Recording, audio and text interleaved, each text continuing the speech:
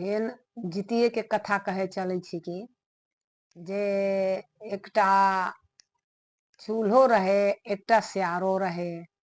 एकटा चूल्हो रहे एकटा सियारो रहे। त सोन में सियारो रहे आ खोता में चूल्हो रहे। तो वो दोनों दोस्त दोस्त रहे, दोनों दोस्त दोस्त। तो ये कहलक कि से दोनों जो खोता में रहे ना, तो ये अष्टमी सप्तमी के से लोग जिते है देश में के दुनिया के सुहागिन सब कहलक कि झिमनी के पत्ता और तेल और खरी ल लेलक। आ एकटा सुवर्ण नदी रहे, तालाब नदी।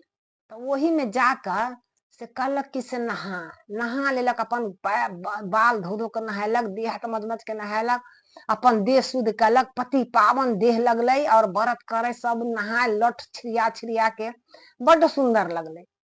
नहा कर तेल खरी चढ़ा कर और ओजन जितमहन के चढ़ा कर पानी में झिमनी के पत्ता और पीरा फूल सब दहा देलखिन आ नहा सोना का पूजा कर चल आयल। फिर घरे आयल तो अपना पितामा के चूड़ा दही चढ़ेलक, जरा जे जरूरत से चढ़ेलक, तेलियो खर पितामा के देलक, जितवाहन के चढ़ेलक।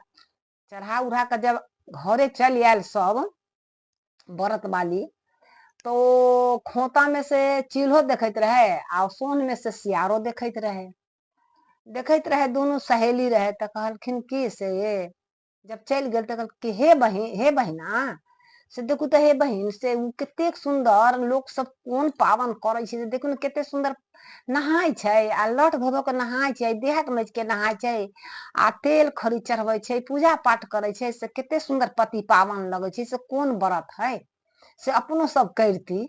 तो कहलके कि से हे सहेली हे बहिना से कौन व्रत है, जितमाहन के व्रत है। से व्रत कैले से बहुत पुण्य होइ छे आ बहुत सुख शांति मिले छे। साल भर पर एक बार पबनी होइ छे, अठमी सप्तमी के लोग से लोग आश्विन मास में व्रत करे छे। तो कहलके कि तो अपन दोनों गोरा करती ना, तो कहलके कि से हाँ करती करब। तो वो कहलक कि से नहा का गेल, दोनों गेल पानी में, वही धार में सुवर्ण नदी रहे। तो तालाब में दोनों कहलक कि नहा लेलक आ चूल्हो कहलक कि लोल से झिमनी के पत्ता वो खौरी घिसिया घिसिया कर ले आयल आ लक आ धार कात में ले आयल और झिमनी के पत्ता पर उहे खौरी आ उहे तेल आ सब ध के और पीरा फूल जेना जेना देखलक करे सबके पबनैतिन सके तहिना ओहो क का नहा का पंख फला फला का दोनों उड़का बुड़का मार के नहा का पानी में से चल आयल। तो कहलके हे बहिन से बिहान तक उपास रहते तो आई खाबा से खा लिया, बिहान न खइया। कहलके ठीक है। तो ओकरा राजा के कोख में दोनों के राजा के कोख में जन्म भेले। दोनों के राजा कोख में जन्म भेले। तो एगो एक बहिनी तो सियारो रहे, चूल्हो रहे, एगो सियारो रहे, दोनों बहिनी तो राजे कोख में जन्म रहे ले। तो कहलक कि से पबनी जे कैलक दोनों मिल के, तो वो एक बहिनी खोता में सुत रहल, चूल्हो चील है आ वो सियारो जे रहे से अपना घोसना में चल गेल, नीचा घोसना में घुस गेल आ वो सुत रहल ऊपर। तो अठवी के जो उपास कैले रहे वह तेल खड़ी चढ़ा के से सहल रहे न, तो उपास में तो में मौलाइए जाय छे। जखने जितवाहन जे खून पिए छथिन तखने सहनाहर मौल जाय छे। जखने हुनका जितवाहन देह छुए छे तखने उ शुद्धो भ जाय छथिन पबनैतिन।